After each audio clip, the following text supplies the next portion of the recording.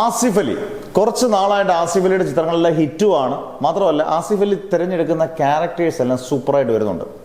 ഇപ്പം ആസിഫ് അലിക്ക് ഒരു വലിയ ഭാഗ്യം കിട്ടിയേക്കുന്നത് ആസിഫ് അലി അടുപ്പിച്ച് ഈ സ്ട്രോങ് റൂമേഴ്സ് എല്ലാം റെഡി ആണെങ്കിൽ അടുപ്പിച്ച് ബിഗ് എംഎസിന്റെ കൂട്ടത്തിൽ, ബിഗ് എംഎസ് എന്ന് പറഞ്ഞാൽ നമ്മുടെ മമ്മൂട്ടിയും മോഹൻലാലിനെയും കൂട്ടത്തിൽ അഭിനയിക്കാൻ അടുപ്പിച്ചൊരു അവസരം കിട്ടുകയാണ്. മട്ടാഞ്ചേരി മാഫിയ ഖാലിദ് റഹ്മാന്റെ സിനിമയാണ്.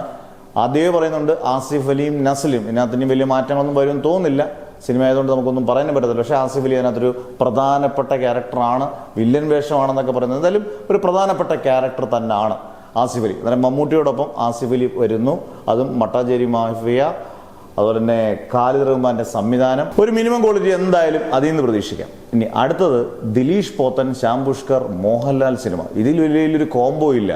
ആ കോംബോയിൽ ആസിഫ് അലി പ്രധാന കഥാപാത്രം അഭിനയിക്കുന്നുണ്ടെന്നാണ് നമുക്കറിയാൻ പറ്റിയത്. അങ്ങനെയാണെങ്കിൽ തകർക്കും. കാരണം ഒരറ്റത്ത് മട്ടാഞ്ചേരി മാഫിയയും ഇങ്ങേയറ്റത്ത് ദിലീഷ് പോത്തൻ്റെ പടം, അതായത് മോഹൻലാൽ പടം നെടുങ്കണ്ടം മിറാക്കിളും, ഈ രണ്ട് സിനിമയും അത്യാവശ്യം നല്ല സിനിമകളായി മാറിയാൽ ആസിഫ് അലിയുടെ കരിയറിനും അത് വലിയൊരു ബൂമായിരിക്കും കിട്ടാൻ പോകുന്നത്. ആസിഫ് അലി ഇപ്പം നല്ല ഒരു സ്റ്റേജിലൂടെയാണ് പോകുന്നത്. അത് അതിഗംഭീരമാകാൻ ഈ സിനിമകൾ സഹായിക്കുമെന്ന് നമുക്ക് വിശ്വസിക്കാം.